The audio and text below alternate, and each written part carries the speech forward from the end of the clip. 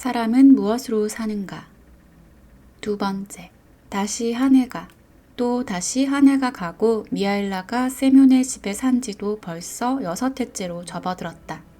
그는 예전과 다름없이 지냈다. 아무데도 가지 않고 불필요한 말은 하지 않았으며 그동안 딱 2번 미소 지었을 뿐이었다.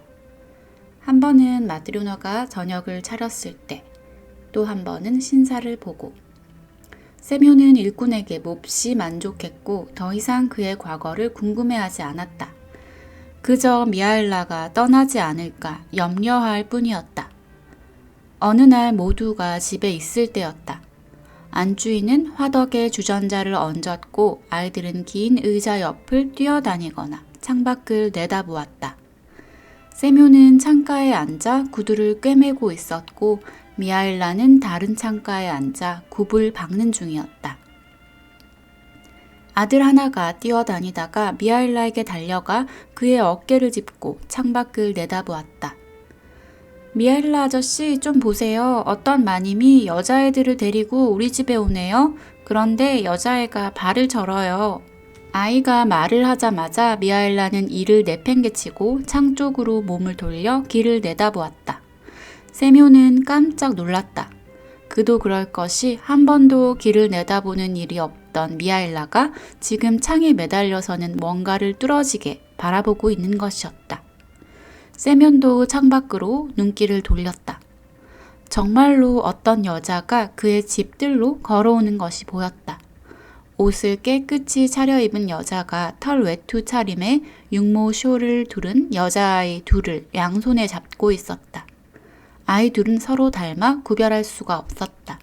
단지 한 아이의 왼발이 성치 않아 절룩거리며 걷는 것이 다를 뿐이었다. 여자는 출입구로 들어서더니 현관 앞에 서서 문에 달린 손잡이를 당겨 문을 열었다. 그녀는 아이들을 먼저 들여보내고 뒤따라 집 안으로 들어왔다. 안녕하세요. 어서 오십시오. 무슨 일로 오셨는지요? 여자는 탁자 옆에 자리를 잡았다. 아이들은 낯을 가리는지 여자 곁에 바짝 붙어섰다. 네, 여기 이 애들이 봄에 신을 가죽구두를 만들어주셨으면 해서요. 만들어드리지요. 이렇게 작은 신발은 만들어 본 적이 없긴 합니다만 문제 없습니다.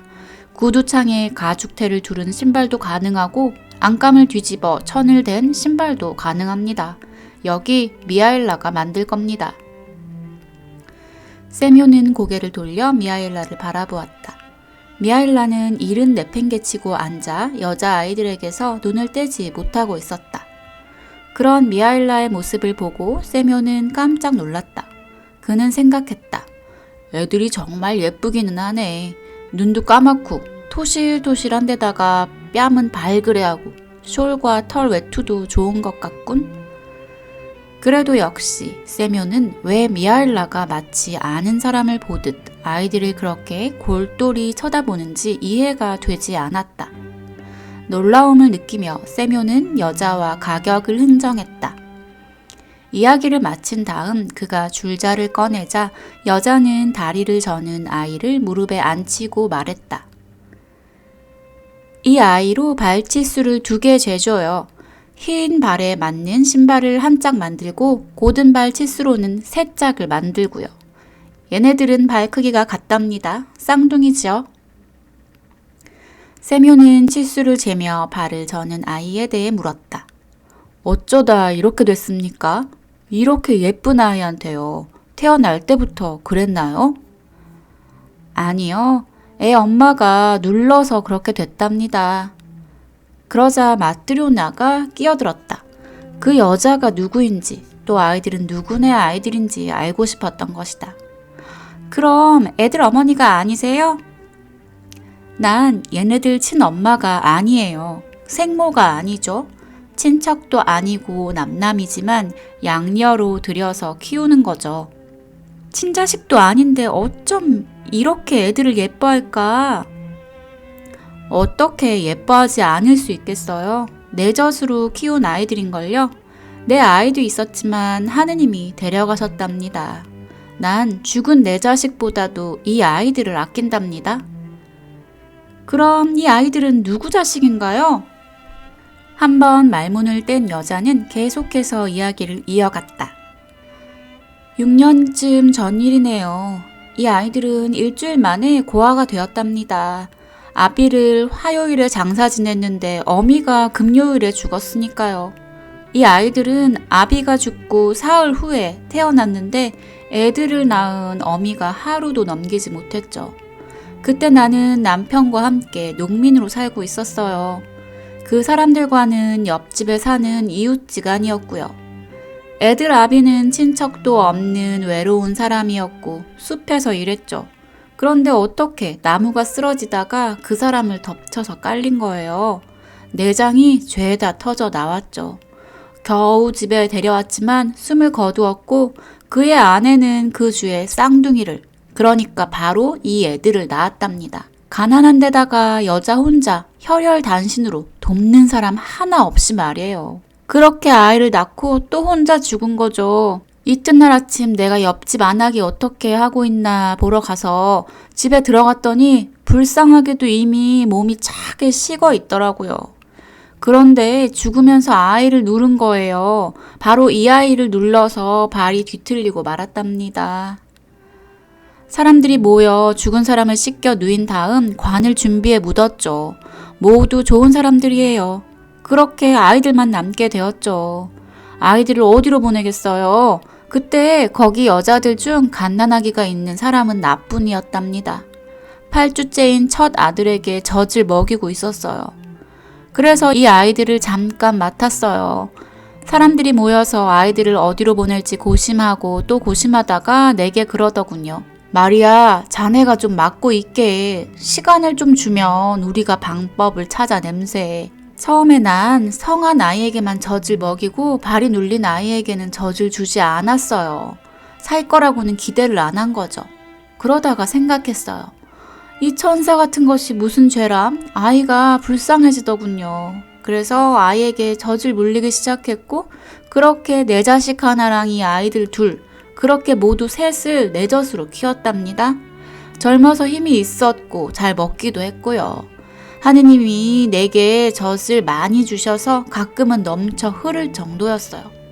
한 아이가 기다리는 동안 두 아이에게 동시에 젖을 물릴 때도 있었답니다. 그중 한 아이가 양껏 먹고 나면 세 번째 아이를 먹였어요. 하느님은 이 아이들을 키우게 하시고 내 자식은 2살 때 데려가셨죠. 그런 다음에는 더 이상 아이를 주지 않으셨어요. 대신 재산이 늘기 시작했답니다. 지금 우리는 상인네 방앗간에 살아요. 수입도 많고 잘 살죠. 하지만 친자식은 없어요. 그러니 이 아이들이 아니라면 내가 얼마나 외롭겠어요? 어떻게 내가 이 아이들을 사랑하지 않을 수 있겠냐고요. 이 아이들은 내 보물이에요. 여자는 한 손으로 다리를 저는 아이를 끌어안고 다른 손으로는 뺨에 흐르는 눈물을 닦았다. 마트로나가 한숨을 쉬고 말했다. 부모 없이는 살 수 있어도 하느님 없이는 살 수 없다는 옛말이 틀린 게 없구려.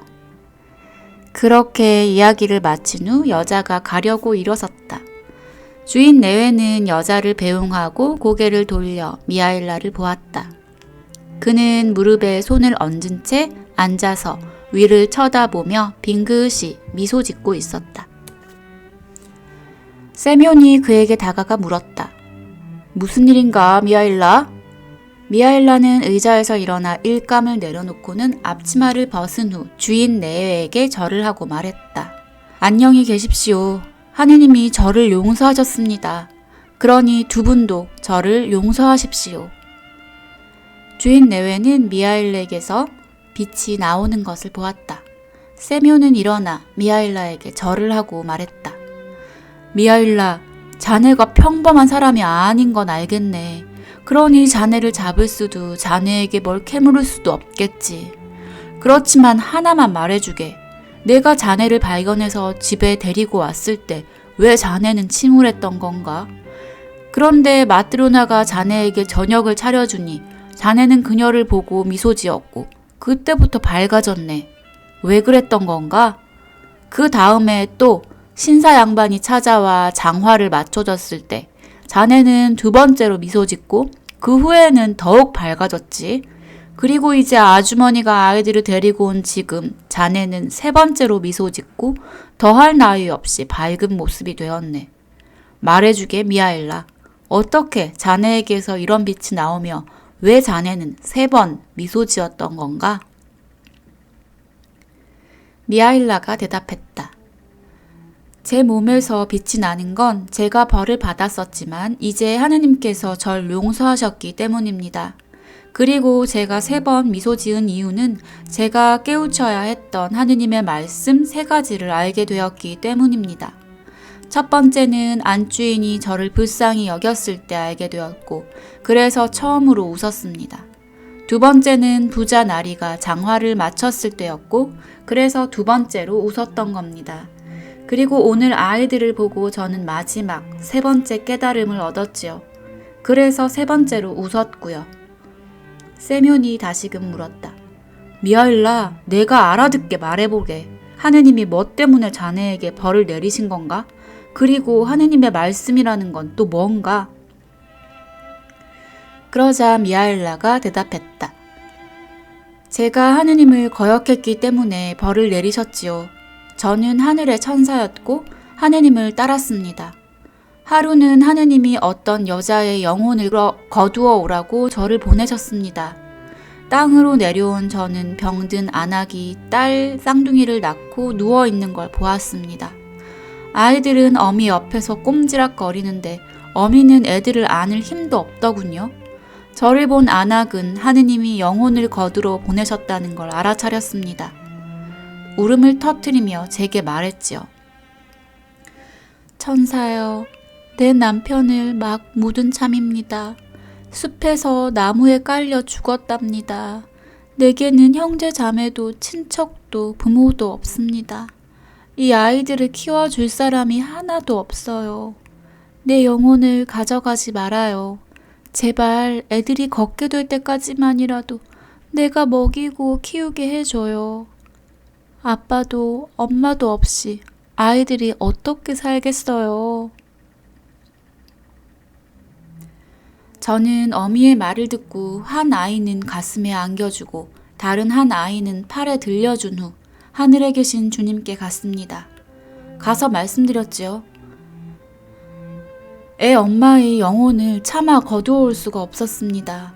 애들 아비는 나무에 깔려 죽었고 어미는 쌍둥이를 낳았는데 데려가지 말아달라고 사정하며 이렇게 말했습니다.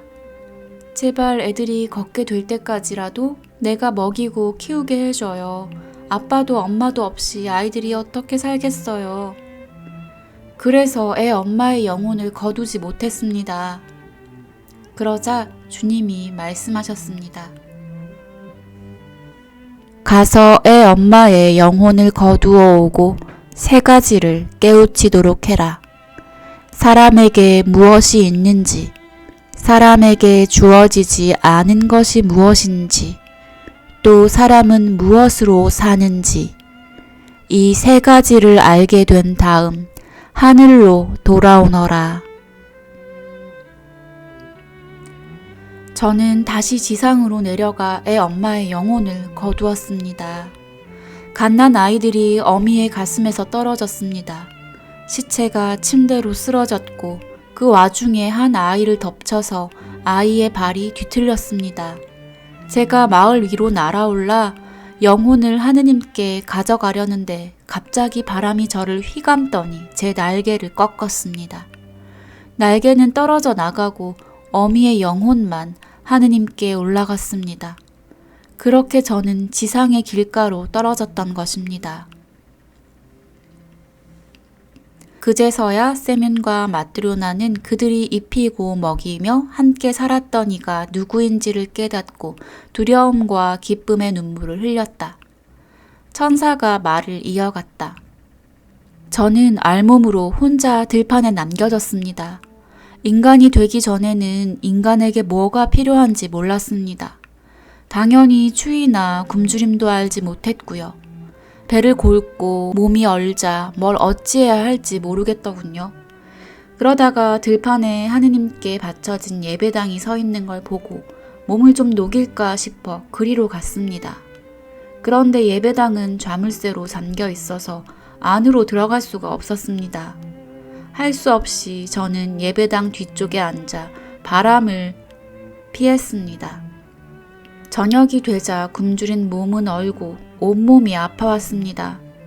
그때 문득 어떤 사람이 장화를 든 채 혼잣말을 하면서 길을 걸어오는 소리가 들렸습니다. 인간이 된 후 처음으로 보게 된 사람의 얼굴은 제게 무섭기만 했습니다. 고개를 돌려버렸지요. 그러고서 그 사람이 겨울추위에 자기 한 몸을 어떻게 따뜻하게 할까, 또 아내와 자식들을 어떻게 먹여 살릴까 혼잣말로 궁리하는 소리를 들었습니다. 저는 생각했습니다. 나는 추위와 굶주림에 떨고 있는데 저기 길 가는 사람은 오로지 자신과 아내가 입을 외투와 끼니 때울 생각만 하는구나. 저 사람이 날 도와주기는 글렀다. 그 사람은 저를 보더니 얼굴을 찌푸리고 한층 더 무서운 표정으로 옆을 지나쳤습니다. 저는 절망했습니다. 그런데 갑자기 그 사람이 돌아오는 소리가 났습니다. 쳐다보니 아까 그 사람이 아니었습니다. 아까 그 사람의 얼굴에는 죽음이 서려 있었지만 이제 그 얼굴에는 생명이 깃들여 있었고 거기서 저는 하느님을 알아보았습니다. 그 사람은 제게 다가와 옷을 입히고 저를 자기 집에 데려갔습니다. 그의 집에 당도하자 한 여자가 저희를 맞으러 나왔습니다. 그 여자는 남자보다 더 무시무시했습니다. 입에서는 죽음의 기운이 뿜어져 나왔고 그 죽음의 악취에 저는 숨을 쉴 수가 없을 지경이었습니다. 여자는 저를 다시 추위 속으로 내쫓고 싶어 했습니다. 만일 그랬다면 그 여자는 죽었을 겁니다. 그런데 남편이 하느님의 존재를 일깨우자 여자가 갑자기 달라졌습니다. 그녀가 저녁을 차려주고 저를 바라보았을 때 저 역시 그녀를 바라보았습니다. 그녀에게는 더 이상 죽음이 깃들어 있지 않았습니다. 생명이 있었고 그 여자에게서 저는 하느님을 보았습니다.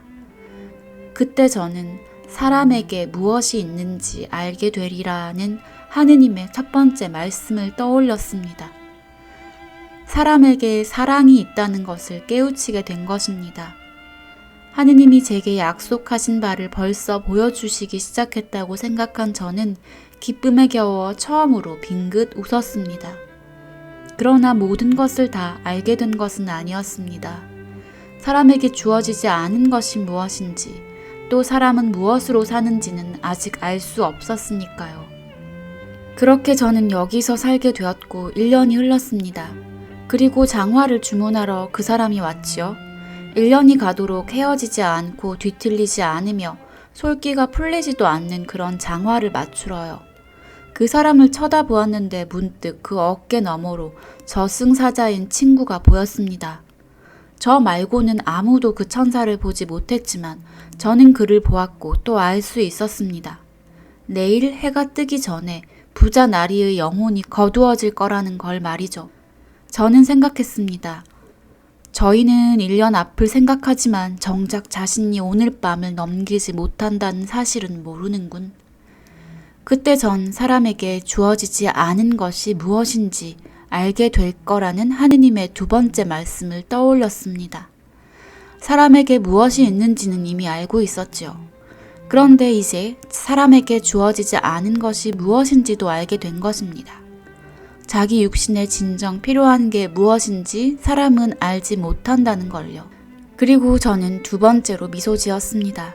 친구를 보게 되어 기쁘기도 했고 하느님이 두 번째 말씀을 보여주신 것이 기쁘기도 했습니다. 하지만 모든 걸 다 깨우친 건 아니었습니다.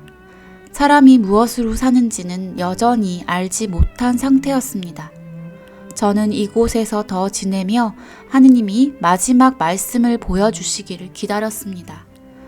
6해가 지나고 쌍둥이 자매가 한 여자와 함께 찾아왔습니다. 저는 그 아이들을 알아보았습니다. 그 아이들이 그동안 어떻게 살았는지도 알게 되었습니다. 이야기를 듣고 저는 생각했습니다. 어미는 아이들을 위해 애원했고 나는 그 말을 믿었다. 아빠도 엄마도 없이 애들이 어떻게 살 수 있을까? 그렇지만 남인 저 여인이 아이들을 먹이고 키워줬구나. 여자가 남의 자식을 가여워하며 울음을 터뜨릴 때 저는 그 여자에게서 살아있는 하느님을 보았고 사람이 무엇으로 사는지 알게 되었습니다. 그리고 깨달았습니다. 하느님이 제게 마지막 말씀을 보여주시고 저를 용서하셨다는 걸요. 그래서 저는 세 번째로 미소 지었답니다. 천사의 몸에서 옷이 벗겨지고 몸은 옷 대신 환한 광채에 휩싸여 눈을 뜨고 바라볼 수 없을 정도였다. 천사는 한층 더 우렁찬 목소리로 말하기 시작했는데 마치 그에게서 나오는 것이 아니라 천상으로부터 울려 퍼지는 소리 같았다. 천사는 계속해서 말했다. 사람은 무릇 일신의 안위를 걱정하며 사는 것이 아니라 사랑으로 산다는 것을 저는 알게 되었습니다. 어미는 아이들의 인생에 뭐가 필요한지 알지 못했습니다. 부자도 자신에게 뭐가 필요한지 알지 못했죠. 오늘 저녁 살아있는 사람이 신을 장화가 필요한지 아니면 죽을 사람이 신을 슬리퍼가 필요한지 아무도 알지 못합니다. 제가 사람으로 살아갈 수 있었던 것은 저 스스로 일신의 안녕을 챙겨서가 아니라 지나가던 행인과 그의 처의 마음에 사랑이 있었기 때문이고 그들이 저를 불쌍히 여기고 아껴주었기 때문입니다. 고아들이 살 수 있었던 것도 그들이 스스로를 챙겨서가 아니라 완전히 남인 여인의 마음에 사랑이 있었고 아이들을 불쌍히 여기고 아끼는 마음이 있었기 때문입니다. 그렇게 사람은 누구나 스스로를 챙겨서가 아니라 사람들 마음에 사랑이 있기에 살아갑니다. 일찍이 저는 하느님이 사람들에게 생명을 준 것을 알았고 그들이 살기를 바랐습니다. 그렇지만 이제 저는 또 다른 사실을 깨달았습니다. 하느님은 사람들이 개인으로 살기를 바라시지 않습니다. 그래서 사람들 각자에게 무엇이 필요한지 보여주시지 않는 겁니다. 사람들이 함께 어울려 살아가기를 원하시기에 하느님은 그들 모두에게 공동으로 무엇이 필요한지를 보여주시는 겁니다. 이제 저는 깨달았습니다. 사람들은 자기들이 이기심으로 살아간다고 여기지만 사실 그들은 사랑으로만 살아갑니다. 사랑을 실천하는 사람은 곧 하느님을 간직하고 사는 것입니다. 하느님이 곧 사랑이기 때문입니다. 말을 마치고 천사는 찬송가를 부르기 시작했는데 그 목소리에 집이 흔들렸다. 천장이 좌우로 갈라지더니 땅으로부터 하늘까지 불기둥이 쏟았다. 세면과 아내 그리고 아이들은 땅에 엎드렸다. 천사의 등 뒤로 날개가 돋아났고 그는 하늘로 날아올랐다. 세면이 정신을 차려보니 집은 예전과 다름없었지만 자신과 식구들 말고는 아무도 보이지 않았다. 1881년 그리고 1885년